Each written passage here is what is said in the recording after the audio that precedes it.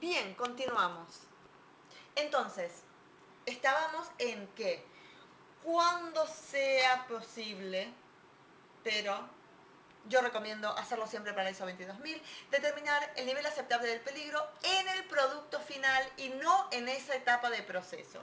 Les puedo decir, señores, que este requisito lo pongo como no conformidad en el 99% de los casos que audito la FCC 22000 o la ISO 22000. El nivel aceptable del peligro es en el producto final y no en la etapa de proceso. No confundir esto con el criterio de acción o el límite crítico en cada etapa del proceso. Por eso, en general, cuando hablamos de este valor, nos vamos a la legislación, ¿sí? Porque no es algo que lo ha establecido la empresa, es lo que se espera hablando de microbiología, de pesticidas, de gestión de alérgenos en el producto final. Bien, 8523, evaluación de peligros.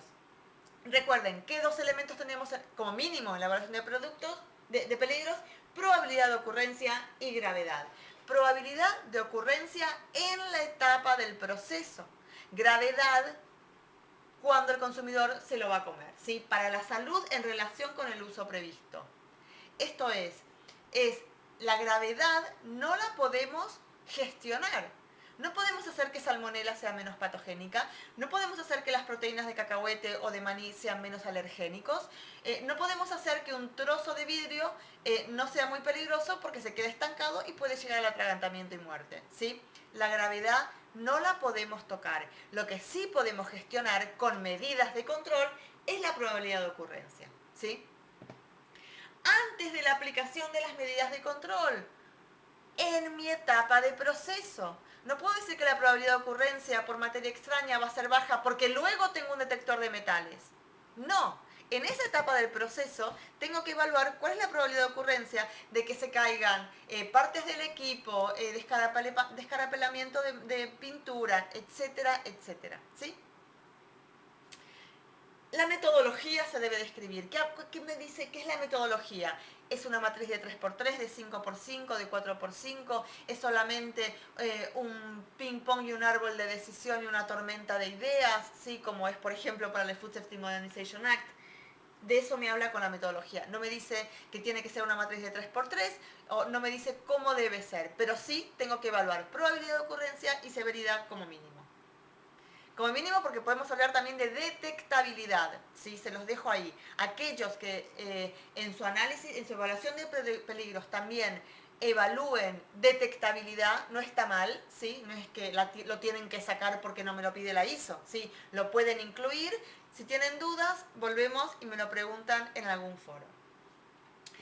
Asimismo, para cada medida de control, el enfoque sistémico debe incluir una evaluación de la viabilidad de... Bien, lo que viene a continuación, que no lo voy a leer porque es bastante merengue de palabras, luego la ISO 22000 sacó una guía de interpretación y de esa guía he incluido algunos elementos en nuestra presentación, pero que ha ofrecido en su apéndice, esa guía la sacó en diciembre del año anterior, o sea, diciembre de 2018, perdón, diciembre de 2019. Saca una guía de interpretación donde agrega un árbol de decisión, por fin. Como ustedes saben, en la ISO 22000 del 2005 no teníamos un árbol de decisión. Teníamos una serie de preguntas lógicas a partir de la cual cada empresa decidía si una medida de control iba a ser gestionada a través de un PCC o de un PPRO. Pues ahora si bien se ha modificado esa mirada sistémica para decidirlo, tenemos un árbol de decisión y me gustaría llevarlos directamente ahí, ¿sí? Por supuesto, cada uno se lee estos requisitos y los interpreta si quiere interpretarlos de manera diferente. El árbol de decisión entonces es para la selección y categorización de la medida de control para que sea gestionada a través de un PCC o un programa de prerequisito operativo. Entonces, lo primero es documentar, ¿sí? El 85221, los peligros de inocuidad relevantes. Pregunta 1. ¿Hay un peligro significativo, es decir, probabilidad por severidad en este paso? Si la respuesta es no, ahí paramos, Si no es un peligro significativo, se controla a través de un programa de prerequisito.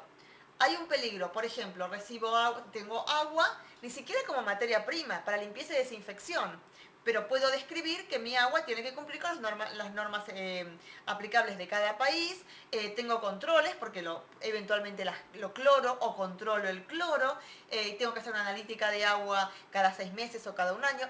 Es decir, describo un peligro, pero no es significativo. Tengo un programa de prerequisito de control de agua.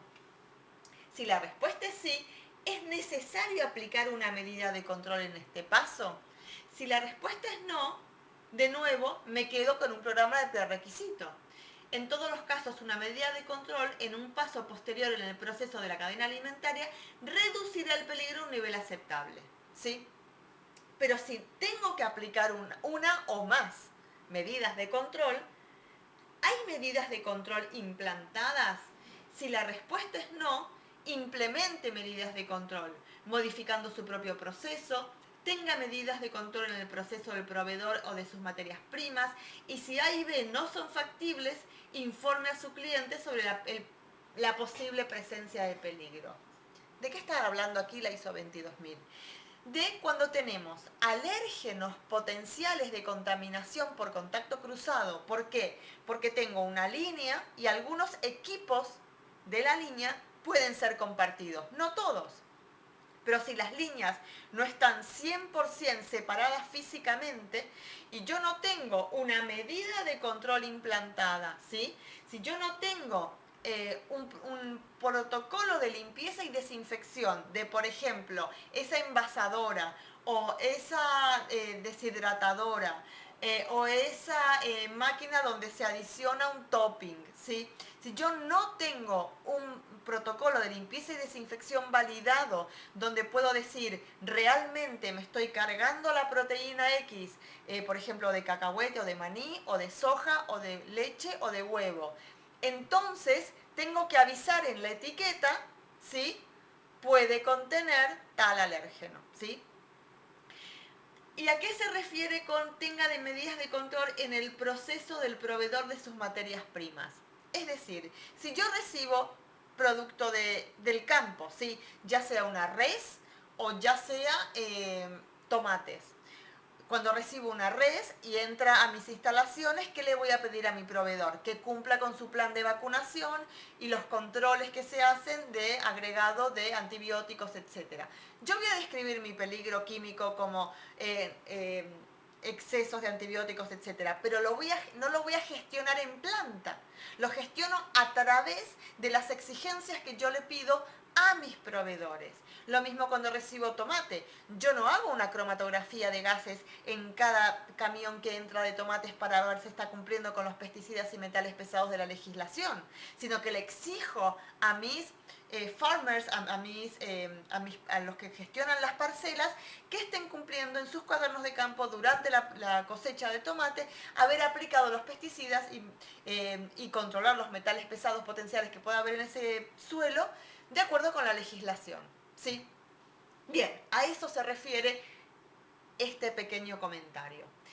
Si hay medidas de control implantadas, entonces por eso es programa de prerequisitos, gestión de proveedores, ¿sí? Seguimos. ¿Hay medidas de control implantadas? Si hay medidas de control implantadas, entonces tenemos una serie de elementos que tenemos que tener en cuenta de esta medida de control que tengo implantada. Si hay falla en la medida de control con alto riesgo, probabilidad por gravedad por la seguridad del producto, y que incluya lo siguiente, el efecto del producto, es decir, si falla mi medida de control, si falla mi detector de metales, ¿sí? Si falla mi clorador de agua porque estoy haciendo una ensalada de cuarta gama. La medida de control aplicada específicamente para reducir un nivel aceptable, ¿sí? Si esto es sí, tengo que seguir para adelante. Alguna de medida de control posterior, medida de control única o de combinación. Si la respuesta es no a cualquiera de estos elementos, entonces estoy gestionando este peligro con un programa de prerequisito operativo, un PPRO. ¿Por qué? porque es un peligro significativo, ya lo he dicho, y porque tengo medidas de control. Pero esas medidas de control no tienen un efecto tan importante en el peligro que estoy gestionando, dicho de manera bastante reducida, bastante.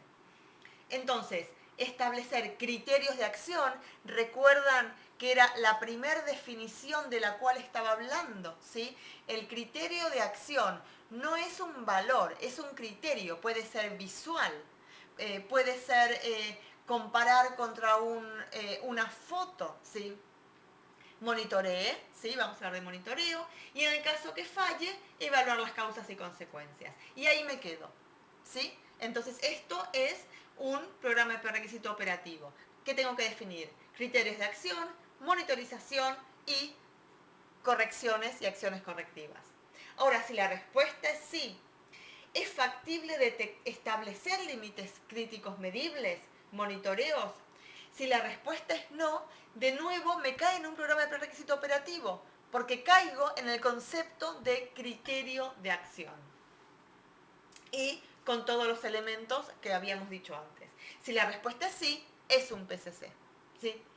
Entonces, este es el árbol de decisión sugerido por la ISO 22000 en su guía. Tienen la guía, por supuesto, en los documentos de referencia de esta cursada. Y por eso los puntos que venían anteriormente no los vamos a leer. Bien. La ISO 22000 nos da tanta importancia a las medidas de control para gestionar los peligros que nos pide que lo validemos, ¿sí? La validación es la parte científica de decir, planifico esta medida de control, establezco el juego tiempo, temperatura, concentración de cloro, este escenario para mi detector de metales. Entonces tengo que validarlo, ya sea un PCC o un programa de prerequisito operativo. Y esto es lo que pone aquí, ¿sí?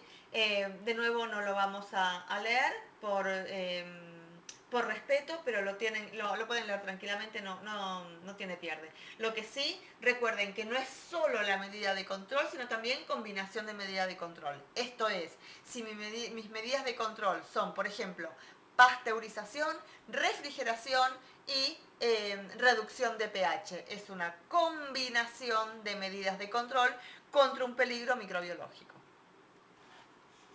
Bien, y luego tenemos el plan de control de peligros, que se llama Plan HACCP o PPRO. Primero, generalidades, ¿sí? Tengo que documentarlo, procedimientos de seguimiento, etcétera, etcétera. Y luego está la parte que, como ven, no son requisitos, sino que esto está sacado de la guía de interpretación que ha publicado la FCC 22000. Yo los dejo, saqué algunas ideas, algunas partes, y los dejo para que ustedes lo puedan leer por su cuenta. Sí, no tiene sentido para mí estar leyéndolos, lo que está en pantalla, pero me gustó rescatar sobre todo esa idea de la diferencia entre un PCC y un PPRO.